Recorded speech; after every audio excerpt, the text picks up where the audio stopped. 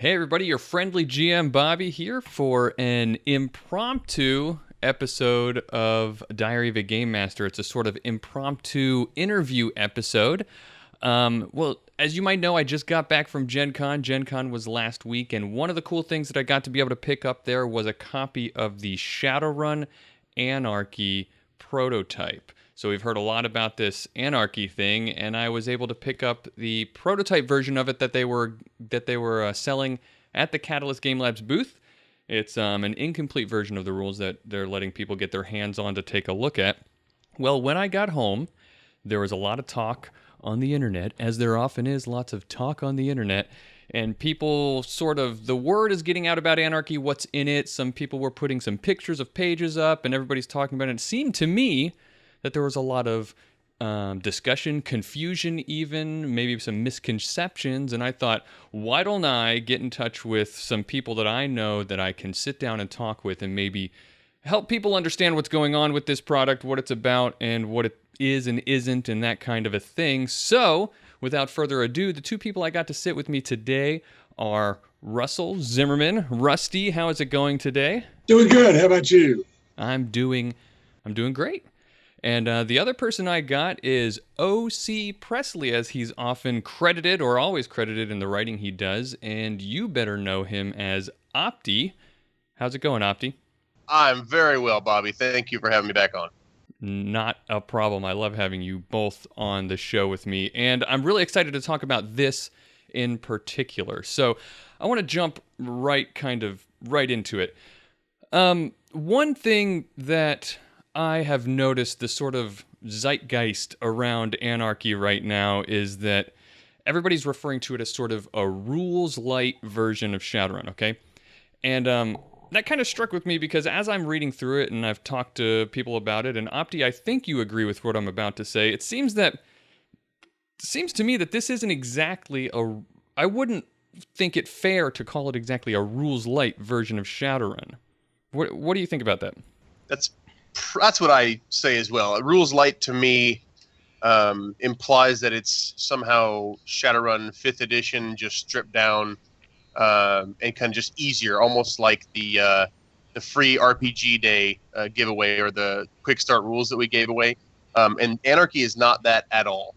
Anarchy is much more, when I refer to it, it's not rules light, it's narrative based.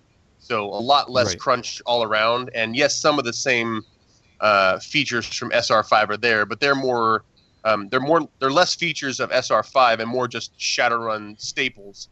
But the game itself and the flow of it is going to be a lot more narrative than I would say rules. I actually went back and looked at one of it was a post that was made on the Shadowrun Tumblr. It was something written by Randall Bills, and it said, I thought he gave what was the text for, this was before Gen Con, but he put in there the text that's supposed to be on the back of the full version of Anarchy, and it said this, and I thought that this was interesting because it sort of, well, let me go ahead and read it. It says, Shadowrun Anarchy is a new way to get into the best cyberpunk urban fantasy action around. I'm doing a terrible job reading. Basically, here's the meat. Based upon a rules light and easy to learn mindset. And I thought that's not exactly rules light. It's like what you're saying. He said it's based upon a system that's rules light. And that's an important distinction because I think a lot of people are getting confused, you know. I agree. And since it's actually on there, it's on the back of the prototype, I don't mind talking about this now. It's actually based on the queue system that was used for the Valiant RPG by Catalyst and also for the Cosmic Patrol. I don't mind also saying that the Shadowrun version, the Shadowrun Anarchy, is not the queue system. It's actually significantly, or if it is queue system, it's queue system 5.0 because it doesn't resemble all too much that early Cosmic Patrol queue system. There's been a lot of significant changes made since then. Yeah. Rusty, what do you think? Like, I notice again on Reddit, and I know you're like me on Reddit a lot. You participate a lot more. I just lurk. But And there has been a great deal of discussion on there, but I seem to see a lot of people trying to make like direct comparisons between Anarchy and SR5. Yeah, and even more troubling are people that are trying to compare Anarchy with the hypothetical SR6. And I think either or both of those are a mistake in a lot of ways. It's changed over time. I think Rules Light was a fair idea of maybe what the initial idea might have been.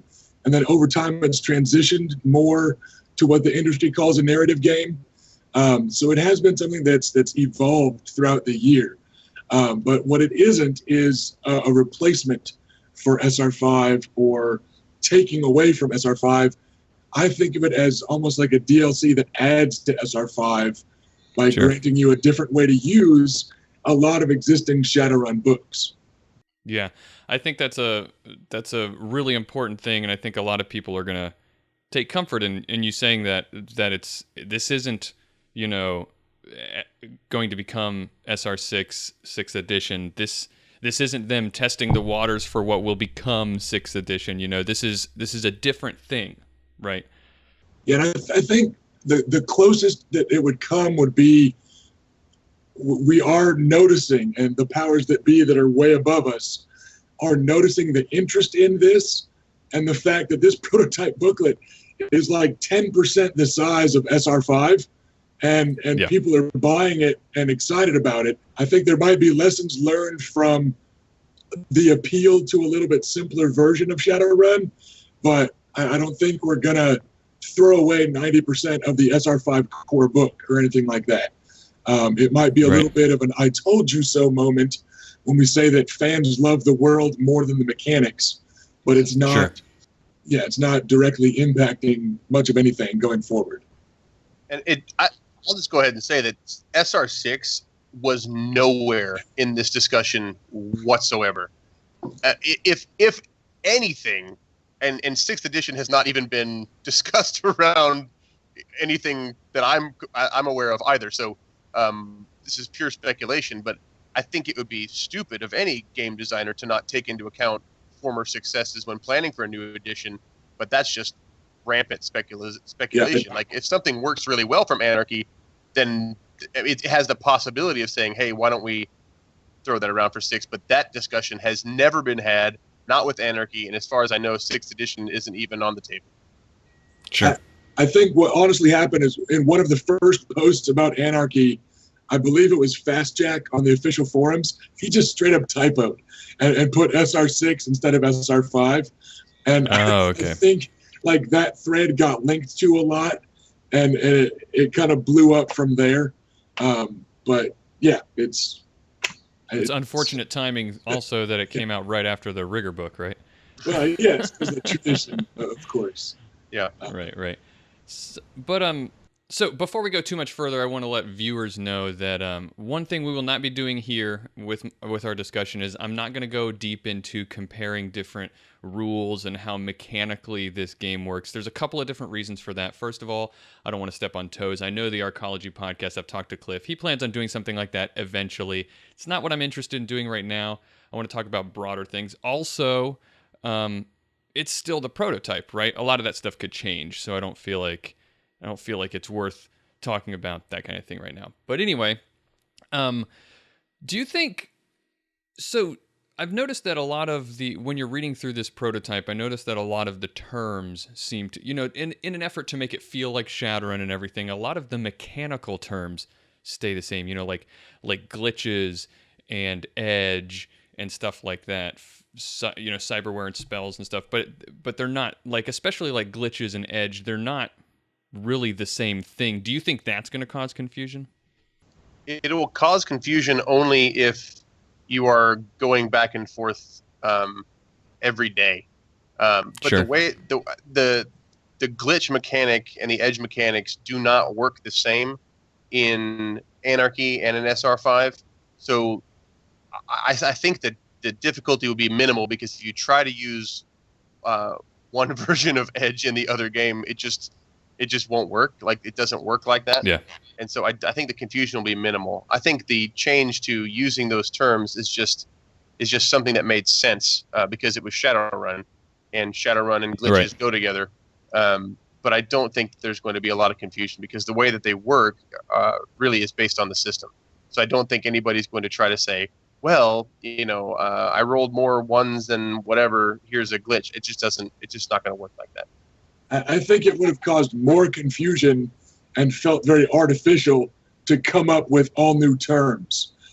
So, going for the familiar name of glitch instead of suddenly making up a new critical fumble, right? Or whatever. Right. It's just a matter of keeping familiarity for existing fans and making it someplace that still feels like home, despite the core mechanic being different in a lot of ways. Right. I guess, can give an example of that. I don't mean to interrupt you, Bobby, but one of the examples of that, and I don't think I'm pulling back the curtain too far here, but originally with the queue system, like in the Valiant and the Cosmic Patrol, you had the person who initiates the story is called the lead narrator. And we could have kept that for Anarchy, but it just frankly did not feel Shadowrun.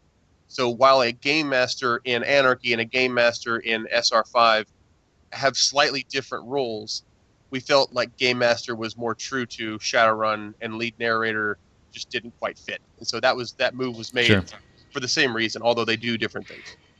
That makes sense to me. And Rusty, what you were saying makes sense also. I mean, glitches, for those people who've played Shadowrun, especially the more recent editions, they're going to see a glitch and without having even read it, they're going to have an idea of, okay, this is what this is, and Edge serves a certain purpose. So that makes sense to me.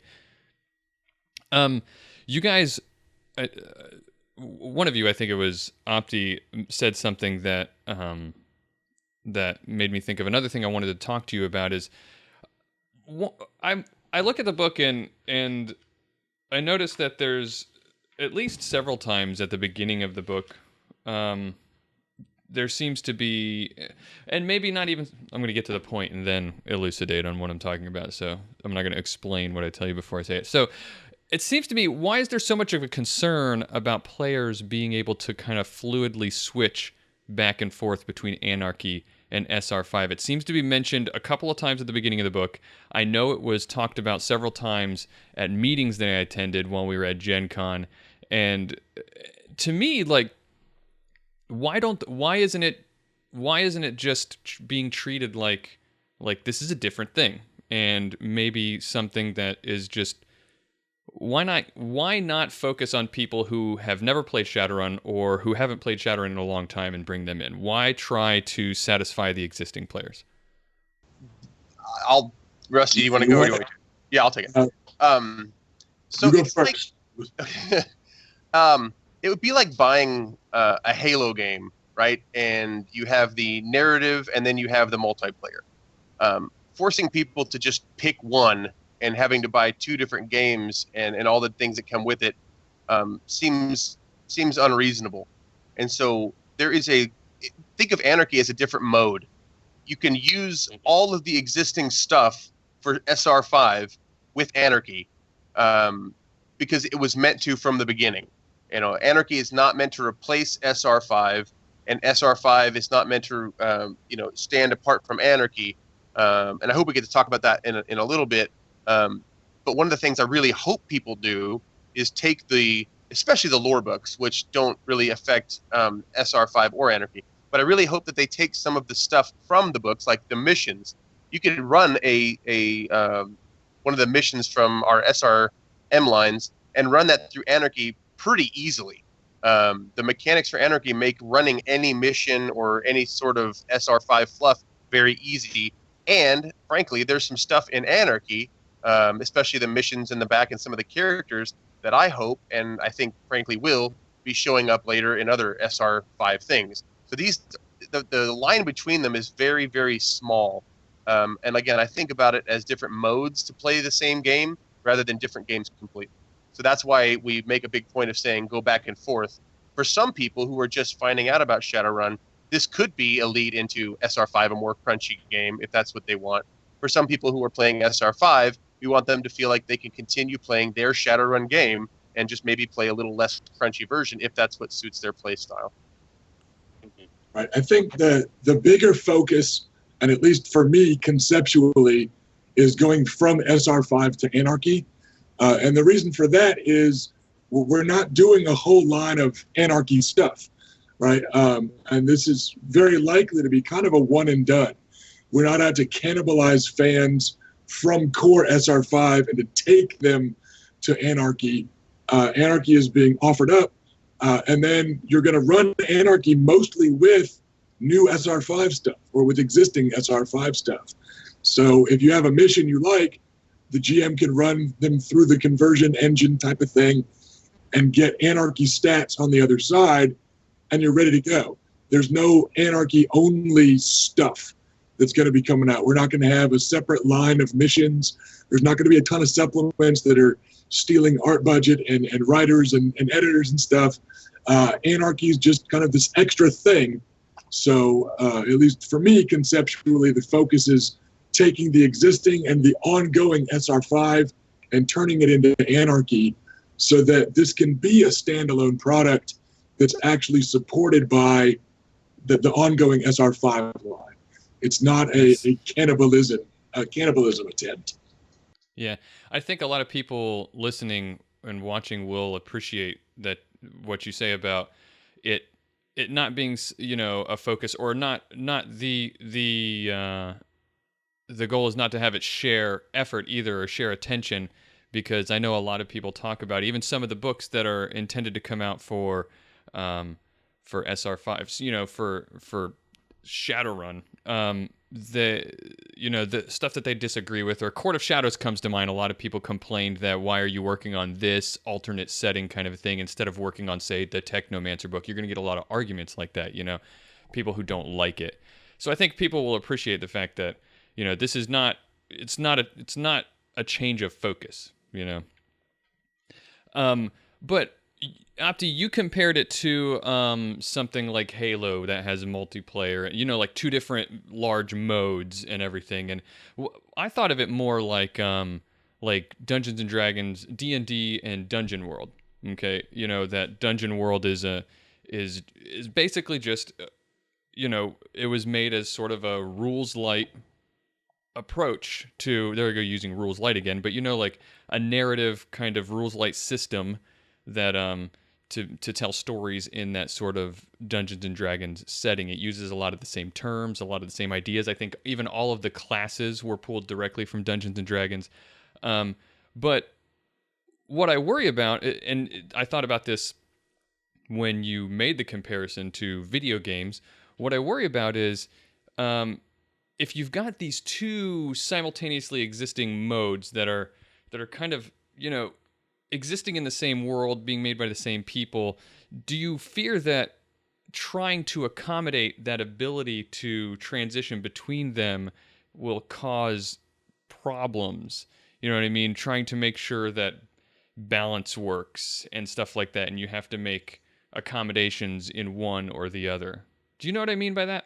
I do, and I think that when done well, that accommodation can actually enhance the line. I think about this old multiplayer online game that I used to play called City of Heroes, and one of the best things I liked about City of Heroes is as a narrative gamer myself, I don't really go in for the crunch, and I don't really do PvP all too much. But one of the things I really liked about City of Heroes was that it allowed the narrative players to play alongside and to be in the same game as those people who like the more crunch-based stuff. So I like what I don't want, and what would be, I think, a tragedy, is if we keep going down the line where, look, Shadowrun is just a crunchy system. So anybody who doesn't like crunch, go, jump off a suborbital. And I think what this is doing is saying, like, hey, everybody likes Shadowrun fluff. Everybody loves the Shadowrun story and the Shadowrun universe. Sure.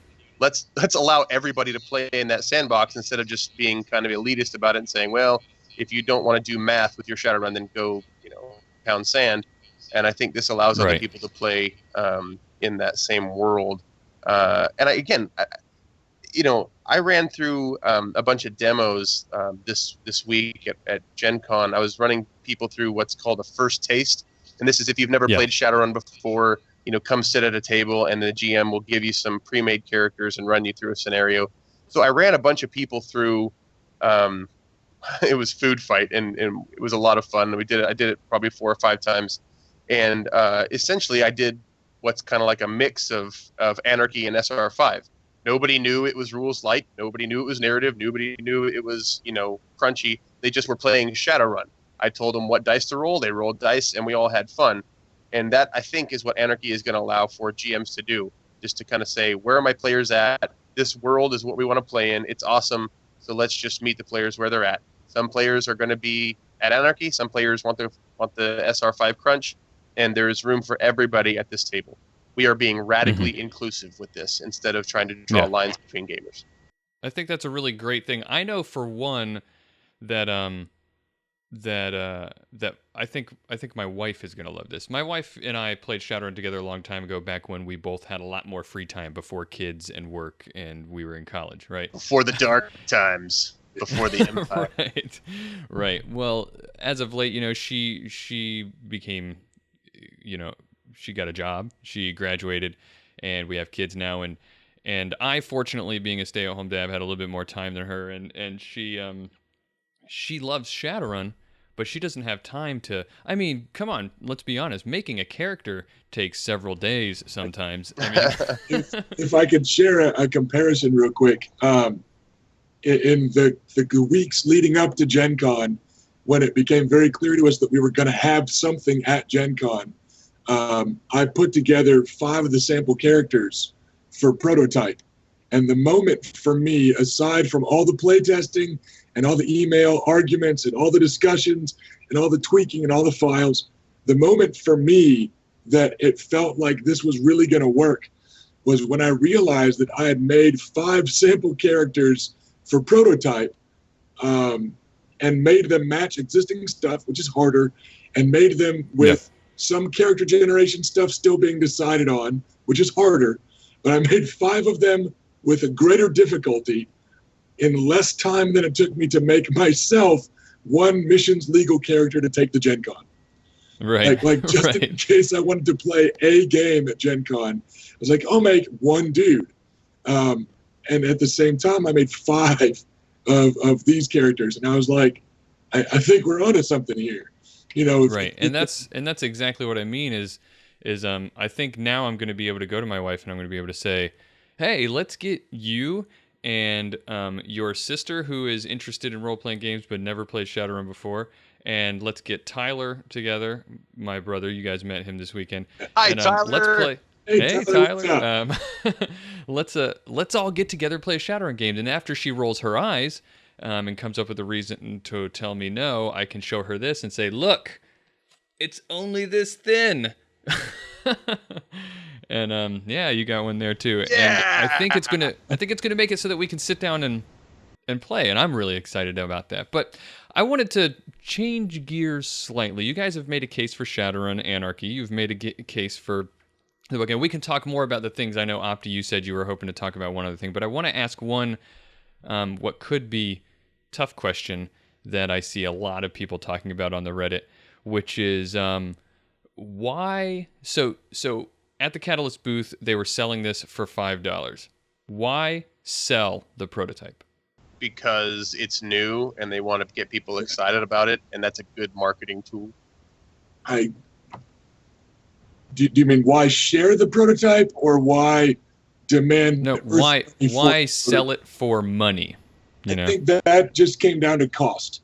I mean, it's quite a bit smaller than SR5, by 90%, but it is still like a 48-page book that's full of full color art and had all new cover art and stuff like that. So, and frankly, you could play the game with it.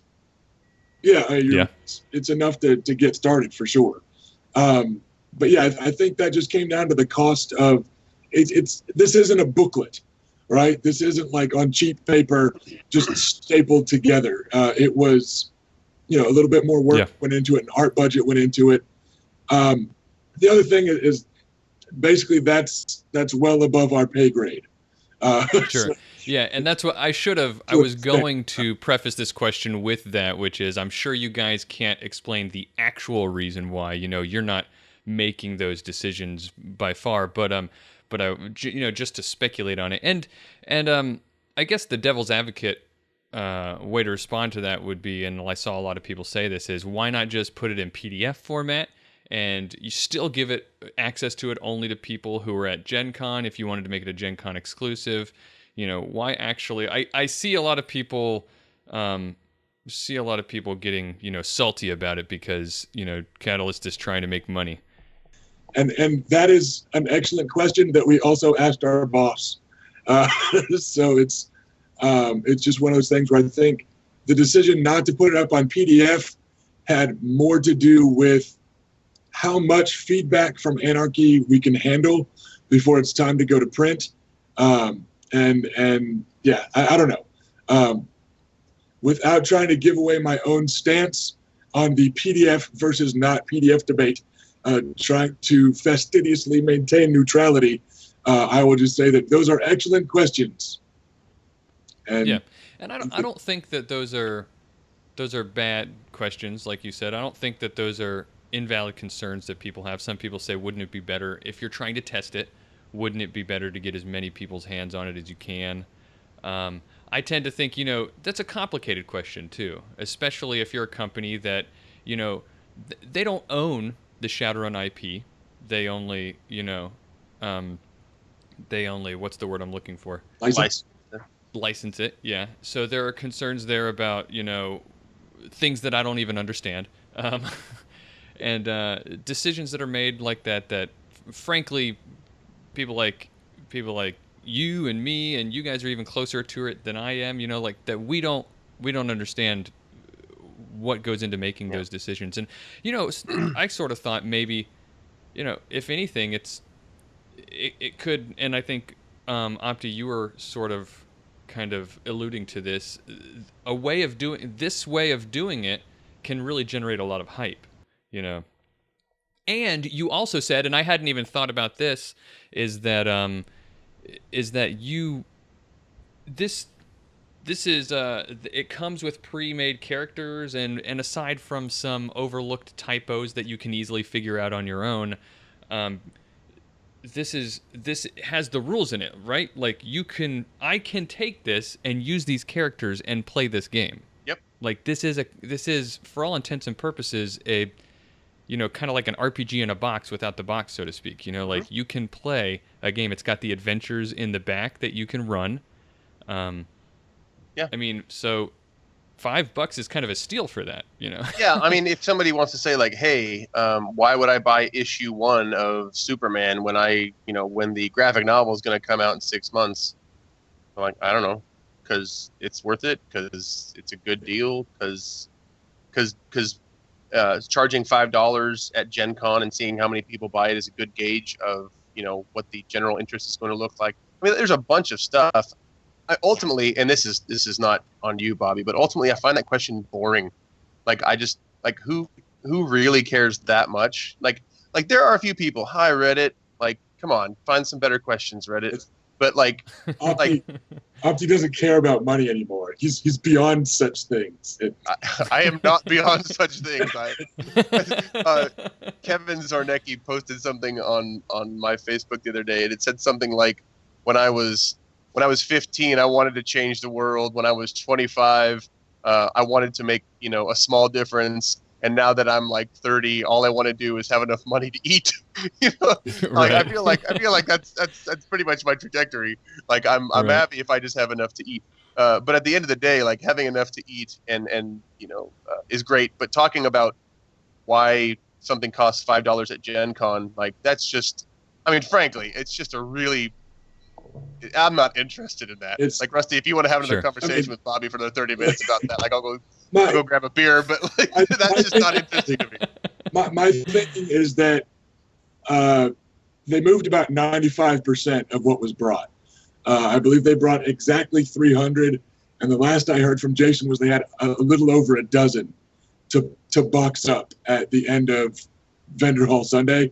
So Yeah. if 95% of the product is moving for $5, $5 is probably a fair price, according to the sacred god capitalism.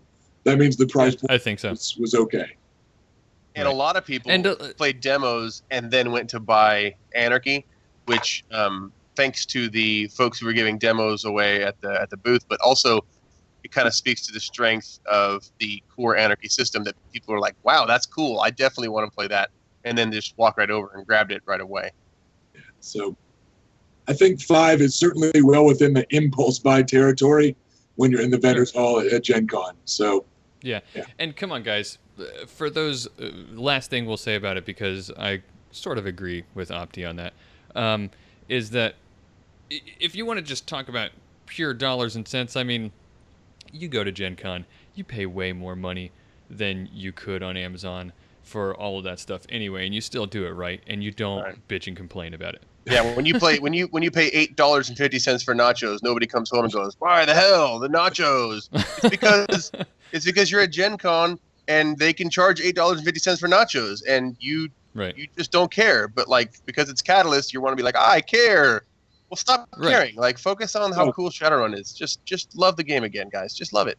I agree. Embrace the love for Shadowrun.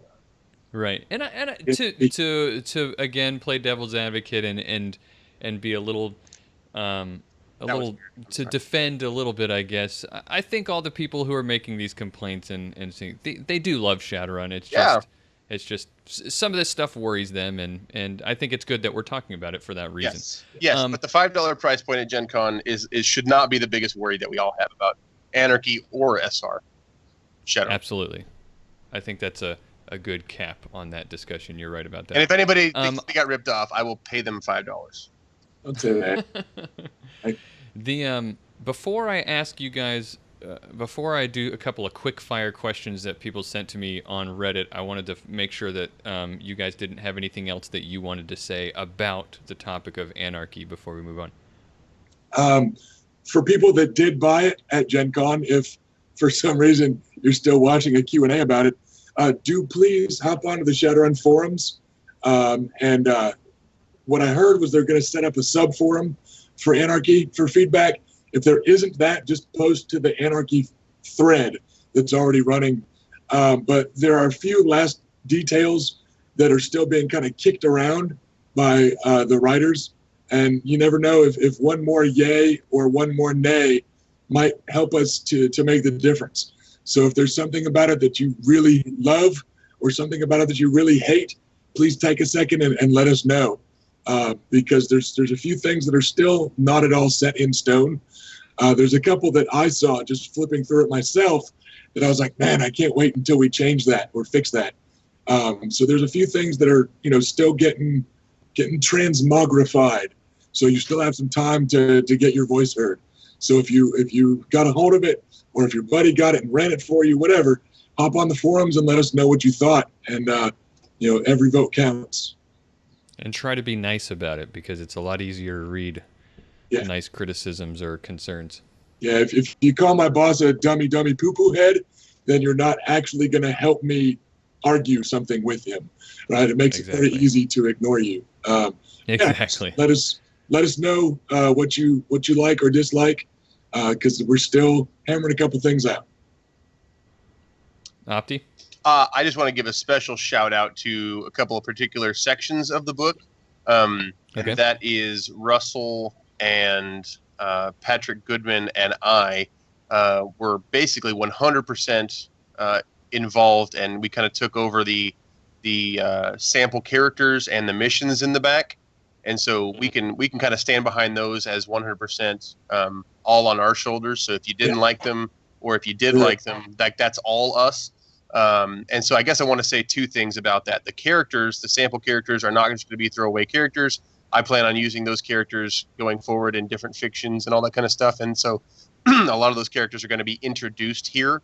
Not necessarily all of them, because I know Rusty was writing up those, what do we call them? The Shadowrun 5 or the SR5. SR5 crew. Yeah, like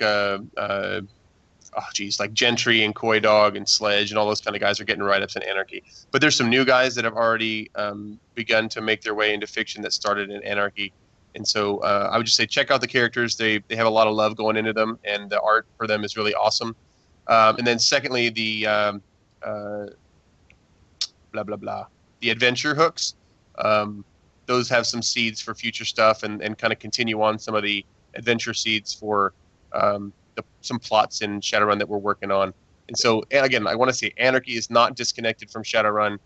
So even if you don't want to play the Shadowrun Anarchy system, you can still use a lot of those characters for various things, and those adventure hooks are going to be really, really easy to convert into your Shadowrun home game or whatever you run. Okay, some questions that I've got for you from people. I sent I made a quick post to see if anybody had anything in particular, and I saw some things that were worthwhile asking. First one was we have I had to look at closer. My eyesight's getting bad. Tangent 42 asked, Hello, Tangent. What up, Tang? Yes.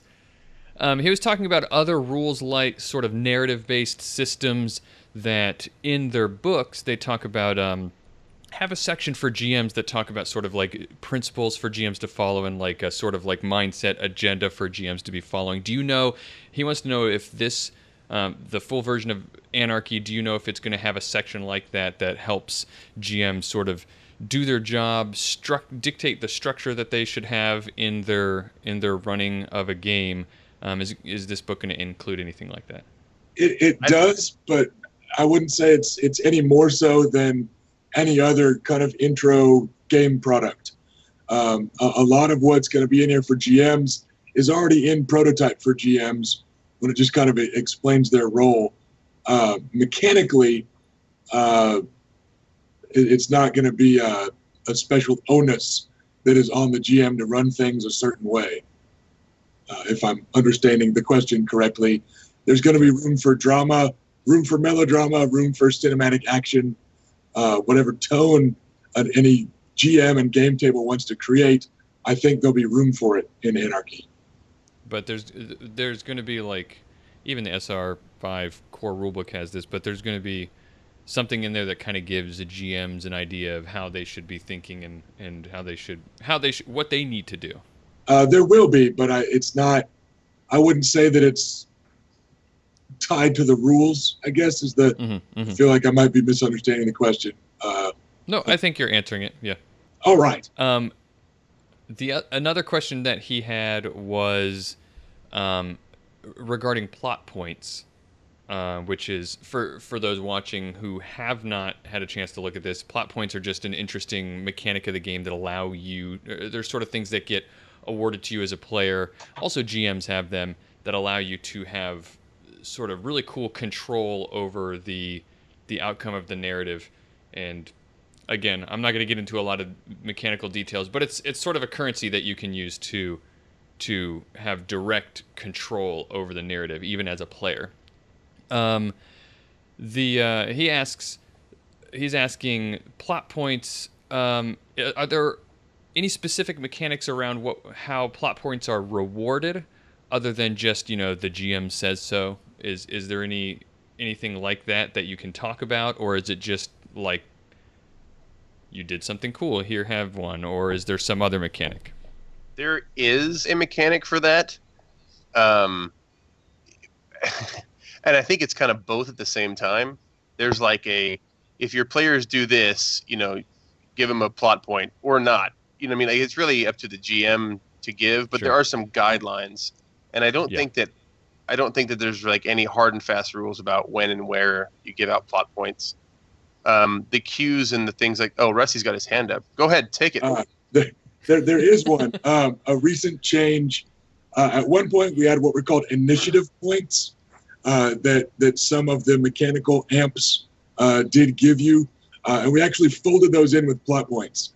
So the powers that be listened to playtesters and stuff, and we simplified the number of currencies we have.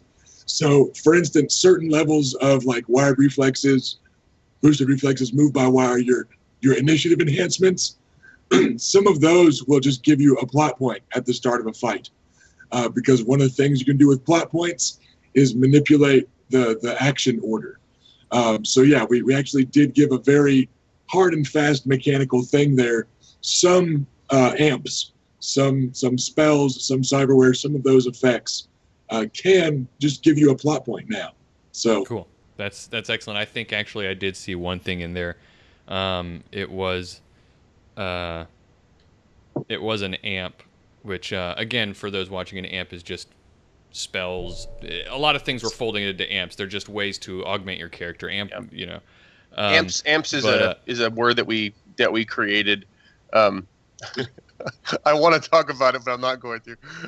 What we ended up with was amps. Shadow amps are the kind of anything that your character has that amplifies their abilities. So we usually just call them amps, and we thought that worked. Again, I have a ton more to say about that, but that'll be my job. So I can't. But